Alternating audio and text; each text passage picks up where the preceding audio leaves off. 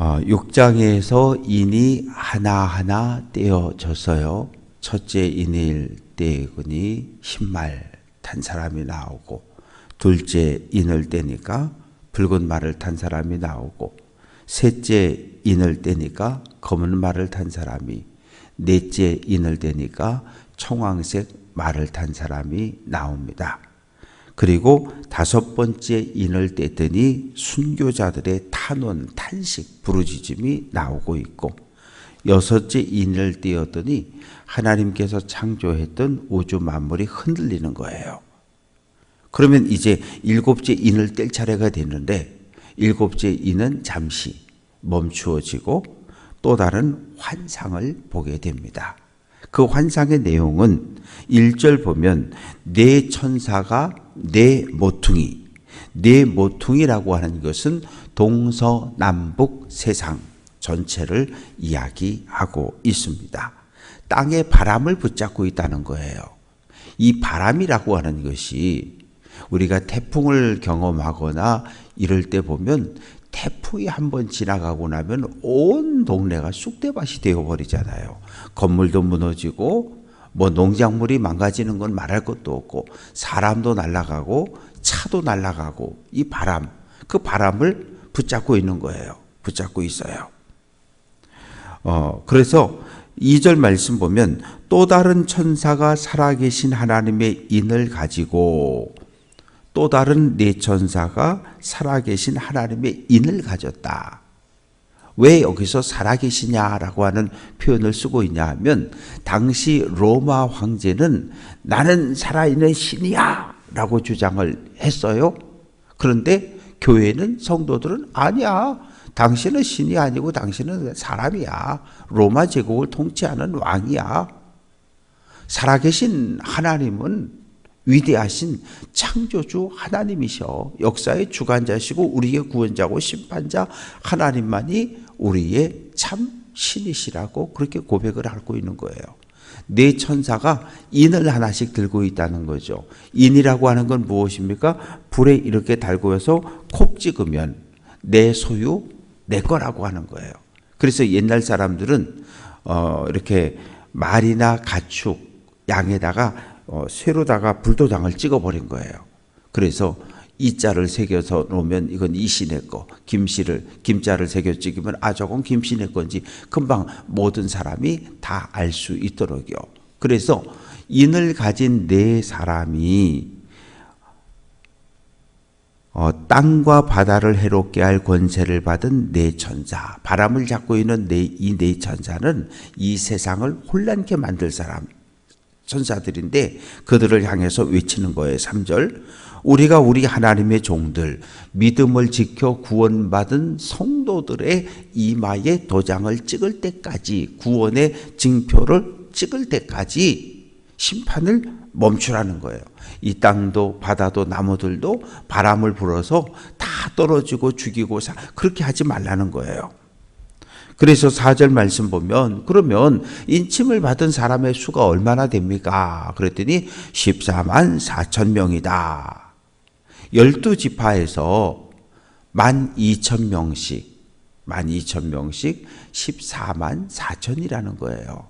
그런데 이 히브리인들의 머릿속에서 완전수라고 하는 게 있어요. 3, 4. 3과 4를 더하면 7, 3과 4를 곱하면 12, 그리고 3과 3을 완전수와 완전수를 더하거나 곱하면 또 완전수가 되는 거고, 그러면 3, 4, 7 또 하나가 있는데 10이에요. 그러면 12,000이라고 하는 것은 12 곱하기 1000인데 1000은 10 곱하기 10이 되거든요. 그래서 이건 완전수를 이야기하는 거예요. 그런데 오늘 말씀 보면 유다 지파부터 시작해서 베냐민 지파까지 12지파에서 12,000명씩 해가지고 14만 4천이 나오는데, 이 이단들은 이 14만 4천을 딱 정해진 숫자로 확정을 시켜버려요. 그래서 얼른 들어오라고. 아직 우리 교회가 14만 4천에서 한 13만 명 됐다고. 15만 16만이 넘어가도 여전히 또 사람을 떨구고 탈락시키고 경쟁을 시켜서 14만 4천에 들어가야 된다고. 그런데 14만 4천이라는 이 숫자는 구원받은 모든 성도를 상징하는 숫자이지 꼭 14만 4천이 이 인위적인 숫자는 아니라는 거예요. 그리고 오늘 말씀 속에 보면 12지파가 등장을 하는데 이 예수님의 12제자도 마가복음이 마태복음, 마가복음, 누가복음이 다 달라요. 이름들이. 그런데 구약 이스라엘 12지파도 다 똑같지가 않아요. 오늘 12지파 가운데 보면 빠진 지파가 하나 있습니다. 어디예요? 단지파가 없어졌어요. 단지파가 없어졌어요. 어디 갔을까? 어디 갔을까? 단지파가 있었던 지역, 갈릴리 북쪽에 단이라고 하는 곳이 있었는데 그 지역이 헤롯 대왕 때부터 이스라엘에서 우상 숭배를 가장 많이 했던 지역이 단지파가 있던 지역이에요. 그래서 어느 날 성경에서 없애버렸어요. 사라져버렸어요. 의도적으로 성경을 기록하는 저자들이 이 단지파를 의도적으로 빼버린 거죠. 그리고 또 12지파 가운데 야곱의 12아들 가운데 야곱이 요셉의 두 아들 에브라임과 므낫세를 불러다 놓고 이렇게 축복하고 기도하면서 손주가 아니라 아들로 입양을 해버리잖아요. 그래서 12지파에 보면 요셉 지파는 없고 에브라임 지파와 므낫세 지파가 들어와 있는데 오늘 말씀 속에 보면 에브라임과 므낫세 지파도 없고 그냥 요셉 지파가 있는 거죠. 그리고 원래 12지파에서 레위 지파는 빠져나가거든요. 그런데 오늘 말씀 속에는 레위 지파가 또 들어와 있어요. 그런데 더 큰 문제는 뭐냐 하면 북이스라엘은 에브라임과 므낫세 지파를 중심으로 10개 지파 공동체가 북이스라엘이었고 남유다라고 하는 것은 유다와 베냐민을 중심으로 2개 지파, 여기 더하기 레위 지파가 포함되고 북이스라엘은 10개 지파 더하기 일부 레위 지파 사람들이 있었는데 북이스라엘이 주전 721년에 아수르에 의해서 멸망당해서 포로로 끌려가고 혼혈이 되고 엉망이 되어서 사라져버렸잖아요. 남유다는 어떻습니까? 바벨론에 의해서 멸망당했고 포로로 끌려갔고 여기도 엉망이 되어버렸어요. 그러니까 정확하게 말하면 주전 721년에 북이스라엘과 586년에 남유다가 멸망하면서 사실은 지파 개념이라는 게 없어졌어요. 지파 개념이라는 게. 그런데 오늘 말씀 속에는 또 지파가 등장을 하고 이 지파도 그냥 야곱이 낳았던 12명의 아들로 오늘 기록이 되어져 있고 출애굽할 때 이 지파 인구 조사를 2번을 했습니다. 인구 조사를 2번 했는데 숫자가 다 달라요. 유다 지파하고 에브라임 지파, 단 지파는 많아요. 그런데 어느 날 단 지파는 아주 내전이 일어나가지고 동족들 사이에 내전이 일어나가지고 단 지파는 거의 쑥대밭이 돼서 죽고서 얼마 안 남았거든요. 근데 오늘 말씀 속에 보면 그냥 다 똑같이 12,000명씩인 거예요. 구약을 보면 이스라엘의 군대 조직의 단위가 1000명 단위입니다. 1000명. 이 1000명이 뭘 할 때 보면 늘 1000으로 이렇게 구분을 해요. 1000명으로. 군대 조직을. 그래서 오늘 이 14만 4천도 역시 구원받은 모든 성도들을 상징하는 숫자이지 인위적으로 유다지파 12,000, 단지파 12,000, 요셉지파 12,000 그렇지는 않다는 거죠. 그래서 구원받은 총합의 모든 성도들의 수를 14만 4천이라고 표현하긴 했지만 14만 4천이라는 것이 구원받은 모든 성도를 상징하는 수지 꼭 인위적으로 1번부터 시작해서 14만 4천 명 끝 아니라는 이야기예요. 그래서 그렇게 이해를 좀 해주셨으면 좋겠고, 이제 9절 말씀 속에 보면 또 다른 환상이 보여지고 있는데, 내가 보니 각 나라 족속 백성 방언, 이 온 세상에서 믿음을 끝까지 지켜 구원받은 모든 성도들이 뭐 하는 거예요? 찬양하는 거예요. 흰옷을 입었고 손에 종려나무 가지를 들었어요. 이 종려나무 가지를 유대인들이 언제부터 들기 시작했을까? 역사적인 유래를 이렇게 살펴보면 그 헬라 제국이 알렉산더 대왕의 헬라 제국이 유대 지역을 통치했었어요. 그러다가 이 알렉산더 대왕이 어디까지 갑니까? 인도까지 가서 정복을 했거든요. 인도까지 점령을 했어요. 근데 거기서 말라리아에 열병에 걸려서 그만 죽어요. 33살 젊은 나이에. 그리고 나서 아들은 10살밖에 안 됐으니까 그 아들이 이 거대한 제국을 통치할 수 없으니까 4명의 충성스러운 장군들이 있었는데 그 장군 넷이 나라를 쪼갭니다. 나라를 쪼개는데 이 네 나라 가운데 이스라엘과 연관이 있는 두 제국이 있는데, 이 애굽을 중심으로 하나의 프톨레미 제국이 형성이 되어지고, 그리고 바벨론, 아시리아 그 지역 아람을 중심으로 해서 셀루쿠스 제국이 만들어지고, 이 셀루쿠스 제국이 유대를 통치할 때 마카비 가문이 독립전쟁을 선포하는 거예요. 우리는 더 이상 헬라 제국의 통치를 받을 수 없다. 왜?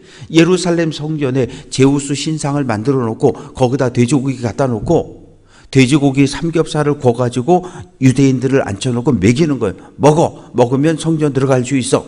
먹어. 안 먹습니다. 죽여. 먹어. 안 먹습니다. 죽여. 이래서 수많은 순교자가 유대교 입장에서 보면 수많은 순교자들이 났어요. 그 정도로 이 유대인들을 탄압했던 제국이 셀루쿠스 왕조입니다. 이 제국을 향해서 마카비 가문을 중심으로 독립운동을 선언을 하고, 그래서 결국은 30년 가까운 전쟁을 통해서 이 헬라 제국을 물리치는 거예요. 그때 해방된 유대인들이 종려나무 가지를 잘라 들고 나와서 외치기 시작했던 거죠. 이 모습이 어디서 재현되어집니까? 예수님이 고난주일에, 종려주일에 예루살렘에 들어갈 때, 예루살렘 성에 입성할 때 길가에 있는 종려나무 가지를 잘라 들고 들어와 서서 호산나! 호산나! 주여 오늘 우리를 구원해 주소서. 로마의 억압에서 우리를 해방시켜 달라고 소리를 치는 거예요. 그래서 구원받은 모든 성도들이 흰옷 입고 종려나무 가지 들고 보자 하나님 앞과 어린 양 앞에서 구원하심이 하나님께 있도다, 구원하심이 어린 양 예수에게 있도다 라고 하면서 하나님과 어린 양 예수를 찬양하고, 그러자 11절 모든 천사가 보좌와 장로들과 생물들 주위에 서 있다가 보좌 앞에 엎드려 얼굴을 대고 하나님께 경배합니다. 12절 아멘. 찬송과 영광과 지혜와 감사와 존귀와 권능과 힘이 우리 하나님께 세세토록 있도다. 그러면서 하나님을 찬양하고 참여합니다. 그때 24장로 가운데 한 사람이 일어나서 사도 요한에게 묻는 거예요. 이 흰옷 입은 사람들이 도대체 누구냐? 어디서 왔느냐? 그러자 사도 요한이 14절에서 내 주여 당신이 아시지 않습니까? 이 흰옷 입은 성도들은 큰 환난에서 나온 사람들이라는 거예요. 큰 환난. 로마 제국의 로마 황제와 박해와 탄압 속에서 끝까지 믿음을 지켜서 순교당한 자들, 믿음을 지켜서 구원 얻은 성도들이라는 거예요. 그런데 그들의 옷에 어린 양의 피가 묻어 있다는 거예요. 어린 양의 피가. 우리가 죄를 짓고 사단에게 매어 살랐는데 우리 신분을 하나님이 우리를 번쩍 들어서 우리를 하나님 거룩한 백성으로 바꿔주셨어요. 그런데 요 사이에 뭐가 있냐면 예수 그리스도의 십자가의 피가 우리를 덮었던 거예요. 그래서 우리가 의인이 되고 하나님의 거룩한 백성이 된 것처럼 이 큰 박해와 고통에서 믿음을 끝까지 지켜 구원받은 성도들에게 어린 양의 피가 있어 그들의 옷을 덮었다는 거예요. 모든 고난, 채찍에 맞고 찔리고 물리고 피가 흐를 때 그들의 피를 예수님의 피로 덮었고 피 묻은 그들의 옷을 하얗게 변화시켜 주셨다고 이야기를 합니다. 그래서 이제 15절부터 하나님의 보좌 앞에 있고 성전에서 밤낮 하나님을 섬기는 거예요. 구원받은 성도들이 하나님 나라 가면 하는 일이 뭐냐면 하나님을 섬기는 거예요. 이 땅에서 우리가 예배를 통해서 하나님을 섬겼던 것처럼 하나님의 나라에 가서도 우리가 하나님을 섬기는 거예요. 찬양하는 거예요. 영광을 돌리는 거죠. 그러자 15절 끝부분에 보면 보좌에 앉으신 이가 하나님께서 구원받은 모든 성도들 위에 장막을 치셨다. 이 말의 의미는 뭐냐 하면 애굽에서 탈출한 이스라엘 백성들이 시내 광야에 도착했을 때 하나님께서 어떻게 하셨어요? 구름기둥 불기둥으로 보호하셨어요. 이걸 장막을 쳤다는 거거든요.